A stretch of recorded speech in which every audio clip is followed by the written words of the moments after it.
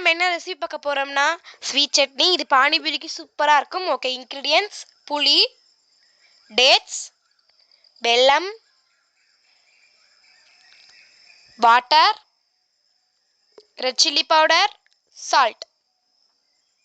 இப்போ இந்த டேட்ஸை நல்லா குட்டி குட்டியாக வெட்டிக்கலாம். அதுக்கு முன்னாடி அதுக்குள்ளே இருக்க கொட்டையை நான் எடுத்து குட்டி குட்டியாக வெட்டிக்கிறேன். சீட்லெஸ் டேட் இருந்தால் இன்னும் நல்லாயிருக்கும்.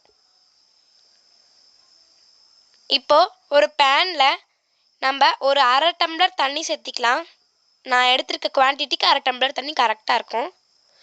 புளி, டேட்ஸ்லாம் போட்டு ஒரு 2 மினிட்ஸ் வதக்கி விட்டுக்கலாம். அப்போ கொஞ்சம் புளி வெந்துடும். புளியும் டேட்ஸும் நல்லா வெந்துடும். ஒரு 2 மினிட்ஸ் வதக்கி விட்டுக்கோங்க. அப்புறம் அதில் வெல்லம் சேர்த்திக்கலாம். வெல்லம் சேர்த்து நல்லா வதக்கி விட்டுக்கோங்க. வெல்லமும் நல்லா கரைஞ்சிடும்.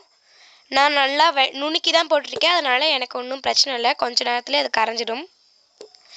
இப்போ நம்ம எடுத்து வச்சிருக்க 1/2 டீஸ்பூன் நான் சேர்த்துக்கிறேன். இதுக்கு கரெக்டாக இருக்கும். 1/2 டீஸ்பூன் ரெட் சில்லி பவுடர் சேர்த்து நல்லா வதக்கிட்டு அதில் நான் 1/2 டீஸ்பூன் சால்ட் எடுத்திருக்கேன். நான் எடுத்துருக்க குவான்டிட்டிக்கு எல்லாம் கரெக்டாக இருக்கும். இதே மாதிரி நீங்களும் எடுத்துக்கோங்க. இல்லை நீங்கள் எக்ஸ்ட்ரா சேர்க்குற மாதிரி இருந்தால் உங்களோட குவான்டிட்டிக்கு தகுந்த மாதிரி நீங்கள் சேர்த்திக்கலாம். இப்போ எல்லாத்தையும் சேர்த்துட்டு நல்லா மிக்ஸ் பண்ணி வதக்கிக்கிறேன்.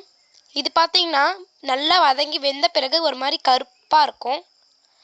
இந்த மாதிரி கருப்பாக இருக்கும் போதே நம்ம எடுத்து போட்டுட்டோம்னா கரெக்டாக இருக்கும். கொஞ்சோண்டு தண்ணி விட்டு அரைச்சிக்கிட்டிங்கன்னா பார்த்தீங்கன்னா சூப்பராக இருக்கும். டேஸ்ட், ஸ்வீட், காரம் சூப்பராக இருக்கும். தேங்க்யூ.